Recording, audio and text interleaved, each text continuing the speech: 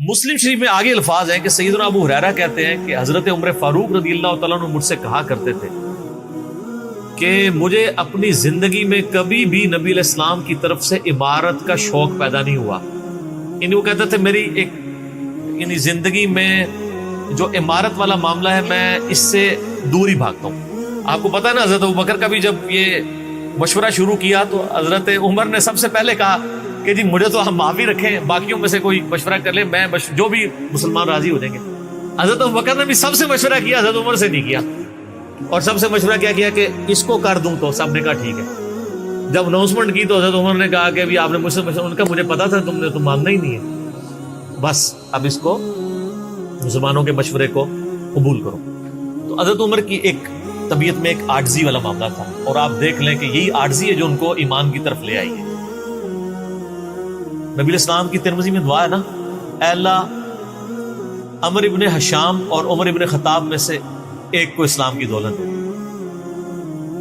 ابو جہل کو کیوں نہیں ملی؟ میں آپ کو ایک ہی فرق ایک ہی بندے کی زبانی بتا دیتا ہوں. حضرت عبداللہ ابن مسعود کہتے ہیں, صحیح بخاری میں آتا ہے کہ جب اس مرنے کے قریب تھا, دو بچوں نے اس کو قتل کر کے نیچے گرایا, بھی اس کی رمت باقی تھی, تو میں اس کی جب گردن کاٹنے کے لیے اس کے سینے پہ چڑھا تو مجھے کہنے لگا کہ تم ایک یعنی کم ذات کے آدمی نے ایک بہت بڑی سواری کے اوپر سوار ہوا ہے اور میری گردن کو نیچے سے کاٹنا تاکہ سردار کی گردن نظر آئے. یہ اکڑ آخری وقت میں بھی نہیں جا رہی ہے, ٹھیک ہے جی. اور دوسری طرف آپ حضرت عمر فاروق رضی اللہ تعالیٰ عنہ کو دیکھیں کہ بلال حبشی کو کہہ رہے ہیں, صحیح بخاری میں حدیث ہے کہ ابو بکر ہمارے سید ہیں جنہوں نے ہمارے سید بلال کو آزاد کروایا. عرب کے بنو عدی کا سردار ایک حبشی کو, یہ آپ امیجن ہی نہیں کر سکتے آج کہ خاندانی وہاں پہ نظام, قریش تو اپنے برابر کسی کو سمجھتے نہیں تھے, سیدنا بلال کہتے. اور ایک دفعہ جب ابو جہل پٹائی کر رہا تھا عبداللہ ابن مسعود کی, دھکا مار کے چلا گیا. یہ سب کچھ عمر سیریز میں فلمایا قطر والا. تو وہ اب وہ نیچے گرے پڑے ہوئے ہیں, حضرت عمر وہاں سے گزر ہوتے ہیں, ابھی اسلام نہیں قبول کیا.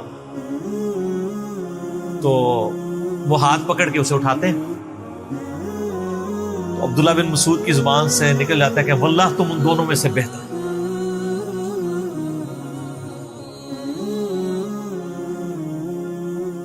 تو یعنی جو نبی علیہ السلام نے دو مانگے ہیں نا, ان میں سے تم بہتر, یعنی عاجزی ہے. یعنی ہے کافروں کی پارٹی میں اور میرے ساتھ بھی اس میں سلوک کر رہے ہیں, اور وہی ہوا, اللہ تعالیٰ نے ان کو قبول کر لیا. تو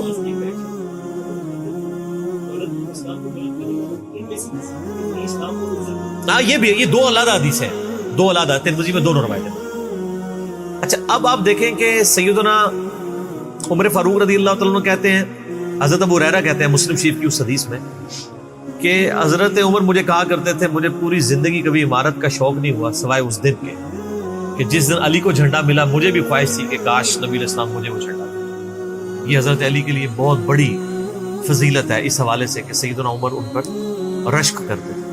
باقی ایک سنن الکبریٰ البیہقی میں من گھڑت روایت ہے کہ حضرت عمر کہا کرتے تھے, وہ جو ایک بڑی مشہور بیان کر رہے ہوتے ہیں کہ جی وہ ستاروں کے برابر کس کی نیکی ہیں. حضرت عائشہ نے پوچھا ان کا بھی تیرے باپ کی ہیں, تو حضرت عمر کی ہیں, تو پوچھا کہ میرے باپ کی, ان کا بھی, ان کی تو ایک نیکی جو ہے وہ غار ثور کی سب پہ بھاری ہے. اس حدیث کو شیخ البانی نے, شیخ زبیلی زئی صاحب نے, دونوں نے لکھا ہے یہ موضوع حدیث ہے, وضع کی گئی حدیث ہے, لیکن یہ ہمارے مسلمانوں کے بچے کو یاد ہے. جعلی حدیث ہے, ضعیف نہیں سر, گھڑی ہوئی حدیث ہے. اور جو مسلم شریف کی حدیث تھی وہ ہم نے آگے ایکسپلور کیا کہ حضرت عمر کہتے تھے مجھے علی پر رشک کہ مجھے وہ جھنڈا نہیں ملا اور علی کو ملا. دوسری طرف سیدنا علی بھی سیدنا عمر سے بڑی محبت کرتے تھے. ہاں, بخاری اور مسلم دونوں میں حدیث ہے, مشکات میں بھی آپ کو مل جائے گی, تیسری جلد میں حضرت ابو بکر عمر کے فضائل کے چیپٹر میں. عبداللہ ابن عباس کہتے ہیں کہ سیدنا عمر کی میت رکھی ہوئی تھی اور لوگ ان کی میت پہ رو رہے تھے اور اپنے اپنے انداز میں ان کے اوپر سلام پیش کر رہے تھے کہ آپ کی وجہ سے اللہ نے اسلام کو اتنا عروج دیا, رومن اور پرشین امپائر گر گئی, یرموک اور قادسیہ میں اللہ نے مسلمانوں کو فتوحات دی. اور کہتے ہیں اتنے میں ایک شخص میرے پیچھے آگے کھڑا ہوا, کیونکہ میں بھی میت کے سامنے بیٹھا ہوا تھا,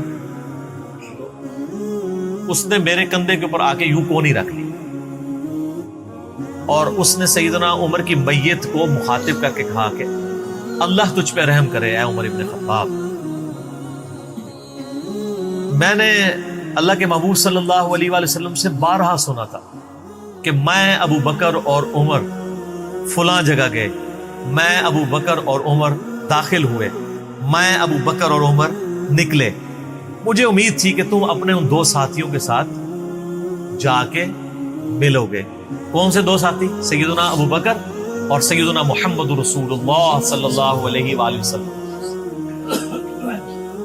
اور اللہ کی قسم اس روئے ارض پہ تم وہ شخص تھے کہ مجھے خواہش ہے کہ میں تمہارے اعمال کے ساتھ اللہ کے حضور پیش ہوں. ظاہر ہے اتنا بڑا عروج سر، انسانی تاریخ کا سب سے بڑا ریولوشن نبی علیہ السلام کا، اس کی ایپیکس سیدنا عمر کے دور میں ہوئی ہے. اور یہ اللہ کا معجزہ ہے. نبی علیہ السلام کی مبارک زندگی میں انقلاب آتا نا تو اس طرح کے تو بہت لیڈر پہلے بھی آئے تھے جنہوں نے اپنی زندگیوں میں انقلاب لے کے آئے تھے. یہ معجزہ یہ تھا کہ وہ شخص دنیا سے چلا گیا، ہزاروں اس کے ماننے والے مرتد ہو گئے عرب قبائل، اور چند مخلص ساتھی ساتھ ہیں، اس کے باوجود اللہ نے رومن اور پرشین امپائر الٹوا دیے. کتنا بڑا معجزہ ہے. اگر نبی علیہ السلام اپنی مبارک زندگی میں کر جاتے، وہ تو سکندر اعظم بھی کر گیا، بعد میں چنگیز خان نے بھی کیا، بڑے بڑے لیڈر آئے. یہ ڈفرنس، ایک یہ ڈفرنس، اور دوسرا ڈفرنس یہ کہ نبی علیہ السلام نے اپنی وفات کے بعد 10 سال بعد، 20 سال بعد، 30 سال بعد، 50 سال بعد، ایون 500 1000 سال بعد ہونے والے واقعات کو بھی بیان فرما دیا کہ یہ ہوگا. آج تو ہم تاریخ میں دیکھ سکتے ہیں کہ وہ سب کچھ ہوا ہے. اگر آپ کو شوق ہو تو دلائل النبوہ امام بیہقی کی کتاب ہے، 3500 حدیث پہ 5ویں صدی ہجری میں لکھی گئی ہے. اس میں 500 سال میں جو نبی علیہ السلام کی پروفیسیز پوری ہوئی ہیں نا، منوان اسی طریقے سے موجود ہے. بخاری مسلم میں جو حدیثیں ہیں تاتاریوں سے جنگوں والی، وہ اس وقت تک نہیں ہوئی تھی، حدیثیں تو پہلے سے موجود تھی. آج تو ہم ان کو بھی درست مان رہے ہیں. ٹھیک ہے، نبی علیہ السلام نے پریڈکشن کی تھی کہ ان قریب کیسر روم ختم ہوگا، قیامت تک کوئی کیسر نہیں ہوگا. بخاری مسلم کی حدیث ہے، اور دیکھ لیں قیامت تک کوئی کیسر نہیں ہوا. ان قریب پرشین امپائر ختم ہوگی اور قیامت تک کوئی کسرا نہیں ہوگا. آج دیکھ لیں 1400 سال ہو گئے ہیں. سر یہ اسی طریقے سے ہے کہ میں کہوں کہ ان قریب امریکہ اور رشیا ختم ہو جائیں گے ود ان فیو ایئرس، اور قیامت تک کبھی ان کو پاورز نہیں ملیں گی جو کہ ابھی پاور ہیں اور جن کی صدیوں سے چل رہی ہیں. اور وہ پھر پاور بھی ان لوگوں کے ہاتھوں ہوئی ہیں کہ جن کے پاس اسلحہ بھی نہیں تھا ان کے سے لڑنے کے لیے، مین پاور بھی نہیں تھی ان کے لیول کی، الٹوا دی اللہ تعالیٰ نے. تو سیدنا علی نے کہا کہ یعنی ابن عباس کہتے ہیں کہ حضرت عمر فاروق رضی اللہ تعالیٰ عنہ کی میت پہ یعنی یہ کلام وہ جو شخص میرے یعنی کندھے پہ کونی رکھ کے کر رہا تھا نا، تو میں نے جب اس کو مڑ کے دیکھا تو وہ علی بن ابی طالب تھے جو سیدنا عمر کے بارے میں یہ کلمات کہتے تھے. تو یعنی ان لوگوں کی للہ یہ تھی کہ وہ تعریف کیا کرتے تھے، کوئی آر محسوس نہیں کیا کرتے. اور آپ دیکھیں سیدنا عمر کی بھی کتنی محبت تھی سیدنا علی سے کہ جب کبھی بھی فارن ٹور پہ جاتے تھے اپنی جگہ حضرت علی کو خلیفہ بنا کے جاتے تھے. کیونکہ نبی علیہ السلام جب تبوک پہ گئے تھے تو سیدنا علی کو چھوڑ کے گئے تھے. بخاری مسلم میں آتا ہے حضرت علی رو پڑے، پہلا اور آخری موقع تھا کہ جنگ میں نہیں گئے. تو فرمایا تم اس پہ راضی نہیں ہو، تمہاری میرے ساتھ وہی نسبت ہے جو ہارون کی موسیٰ کے ساتھ، مگر میرے بعد کوئی نبی نہیں. تو حضرت عمر اس سنت میں عمل کرتے تھے. جب بھی وہ جاتے تھے، جب بیت المقدس فتح ہوا چابیوں کے لیے انہوں نے بلایا، سیدنا علی کو اپنی جگہ چھوڑ کے گئے، اس سنت پہ عمل کیا کرتے. اور یہ بات شیعہ کے ہاں بھی ملتی. میری ایک شیعہ عالم کے ساتھ ایک دفعہ بحث ہوئی 2011-12 کی بات، تو مجھے کہنے لگے کہ حضرت عمر جو ہے نا حضرت علی کو خلیفہ بنانے میں مخلص نہیں تھے، اسی لیے انہوں نے 6 رکنی کمیٹی بنائی. ان کو چاہیے تھا ڈائریکٹ حضرت عمر حضرت علی کو نامزد کرتے. تو میں نے کہا اس کے پیچھے ریزن کیا ہے، وہ تو حضرت عمر نے خود بتائی ہے. بخاری مسلم دونوں میں حدیث ہے. ابن عمر کہتے ہیں جب حضرت عمر کو زخم لگا اور اب ہمیں یقین ہو گیا کہ وہ جانور نہیں ہوں گے، کھاتے تھے تو انتڑیاں کٹ چکی تھی، یہیں سے وہ سب کچھ نکل جاتا تھا. تو ہم نے عرض کیا کہ اپنا خلیفہ کسی کو نامزد کر دیں. تو انہوں نے کہا اگر میں اپنا خلیفہ کسی کو نامزد کرتا ہوں تو میں اس کی سنت پہ عمل کرتا ہوں جو مجھ سے بہتر ہے، ابو بکر، اور اگر میں نہیں کرتا تو میں اس کی سنت پہ عمل کروں گا جو ان سے بھی بہتر ہے، یعنی رسول اللہ صلی اللہ علیہ وسلم. ابن عمر کہتے ہیں جب میں نے حضرت عمر کی یہ بات سنی نا تو مجھے سمجھ آ گئی کہ اب حضرت عمر کسی کو نہیں بنائیں گے، کیونکہ وہ ہمیشہ ہر معاملے میں نبی علیہ السلام کی سنت کو پرائورٹی دیتے تھے. اور وہی ہوا کہ انہوں نے کہا کہ میں 6 رکنی کمیٹی بنا رہا ہوں. بخاری کے اور مسلم کے الفاظ ہیں کہ میں اپنے بعد اس امر خلافت میں ان 6 بندوں سے زیادہ کسی کو اہل نہیں سمجھتا جن سے رسول اللہ صلی اللہ علیہ وآلہ وسلم اپنی وفات تک راضی رہے. اور فرمایا علی، عثمان، طلحہ، زبیر، عبد الرحمن بن عوف، سعد بن ابی وقاص. اچھا یہ کون ہے؟ عشرہ مبشرہ ہیں. عشرہ مبشرہ میں سے یہ 6 بندے باقی تھے اور ایک 7واں بھی تھا. اس کا نام اس لیے لیا کہ ان کا بہنوئی تھا، سعید ابن زید. وہ تو معاویہ کے دور میں جا کے فوت ہوئے ہیں نا. سعید ابن زید تو بہت بعد میں فوت ہوئے. اور اسی بخاری میں الفاظ ہیں کہ عبداللہ بن عمر کو مشورے میں ضرور شامل کرنا لیکن اس کو کوئی خلیفہ نہ چنے. اور کہا کہ سعد ابن ابی وقاص پہ اگر تم متفق ہو جاؤ تو اسے خلیفہ چن لینا، اور میری اس بات کو دلیل نہ بنانا کہ میں نے اسے معزول کیا تھا پرشین امپائر کی گورنری سے. کہیں ایسا نہ ہو کہ تم اس پہ متفق اور کہو کہ اس کو تو عمر نے اتارا ہوا تھا، این ادھر رہنے دو. اس 62F لگ گئی ہے. یہ 62F ہے ہی جعلی چیز ہے. اسلام میں کوئی 62F نہیں ہے.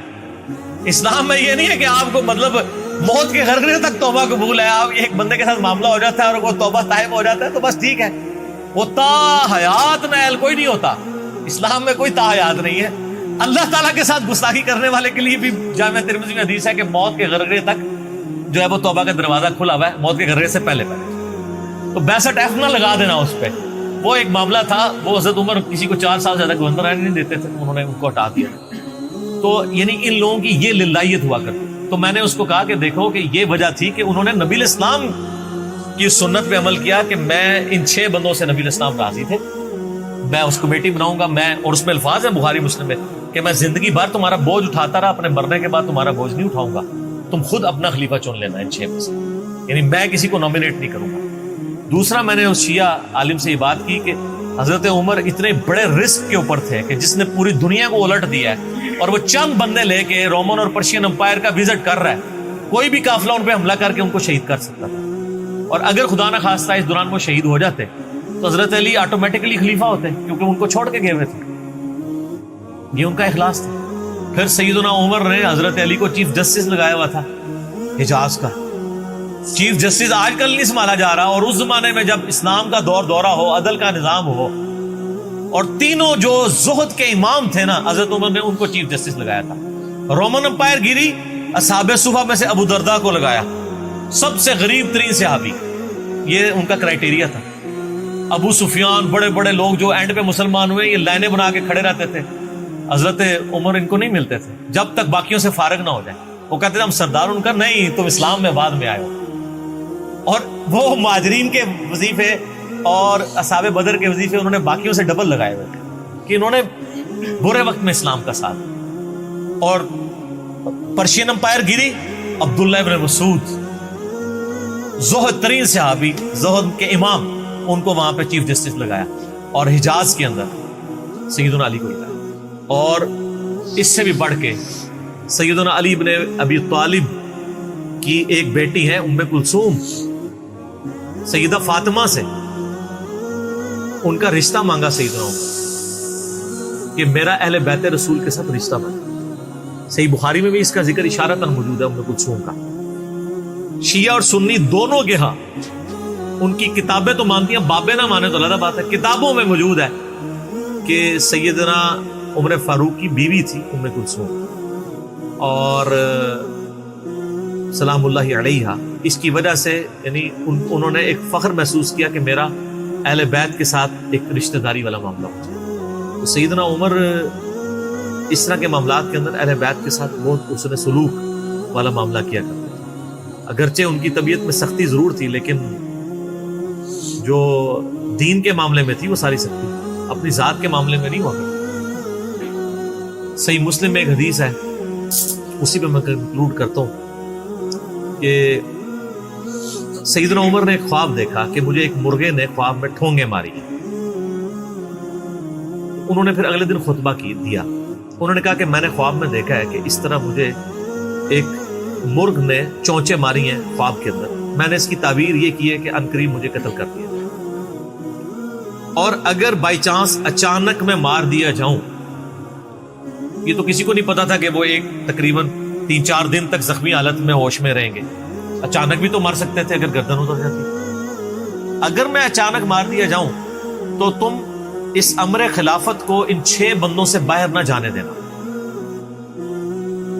صحیح مسلم میں ان 6 بندوں کے نام نہیں ہیں، لیکن بخاری میں وہ نام بھی ہیں: سیدنا علی، عثمان، طلحہ، زبیر، عبد الرحمن بن عوف اور سعد بن ابی وقاص.